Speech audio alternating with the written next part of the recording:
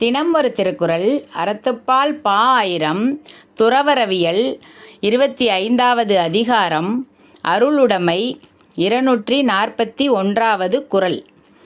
அருட்செல்வம் செல்வத்துள் செல்வம் பொருள் செல்வம் பூரியார் கண்ணும் உள.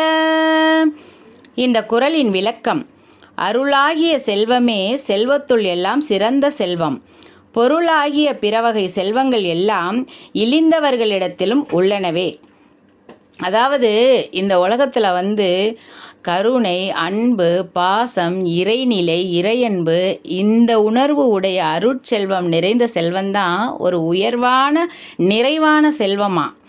மற்றபடியாக இருக்க பொருள் செல்வம் பார்த்திங்கன்னா நல்லவர்கள்கிட்டையும் இருக்குமா, தீயவர்கள்கிட்டையும் இருக்குமா, பகைவர்கள்கிட்டையும் இருக்குமா, கொடூரன்கிட்டையும் இருக்குமா, கொலை உணர்வு கொண்ட அந்த உள்ளம் படைத்தவர்கள்கிட்டையும் இழிந்தவர்களிடத்துலையும் பொருள் செல்வம் இருக்குமா. அது நிலையான செல்வமே கிடையாதான், அது உயர்ந்த செல்வமே கிடையாதான். வள்ளுவர் எவ்வளவு அழகாக ஒரு அருட்செல்வத்துக்கு நிறைவான ஒரு விளக்கம் கொடுத்துருப்பார்.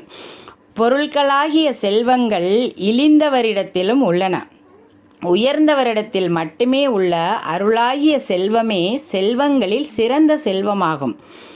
செல்வங்கள் பலவற்றுள்ளும் சிறந்தது அருள் என்னும் செல்வமே. பொருட்செல்வம் இழிந்த மனிதரிடமும் உண்டு. செல்வம்னா இன்றைக்கி நிறைய இருக்குது. குழந்தை செல்வம், பணம், சொத்து, காசு, அதெல்லாம் ஒரு செல்வம்.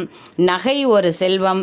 இந்த செல்வம் பல இருந்தாலும் அதில் சிறந்த செல்வம் அருள் செல்வம் தானா.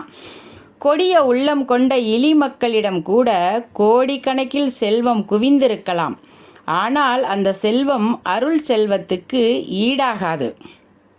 நிறைய தீய உணர்வு கொண்ட தீயோர் இடத்துல ஒரு தப்பான ஒரு மனிதர்கிட்ட, தவறான சிந்தனை படைத்தவர்கள்ட்டெல்லாம் எவ்வளோ வேணாலும் செல்வம் இருக்கலாமா, கோடிக்கணக்கில் குவிஞ்சிருக்கலாமா செல்வம்.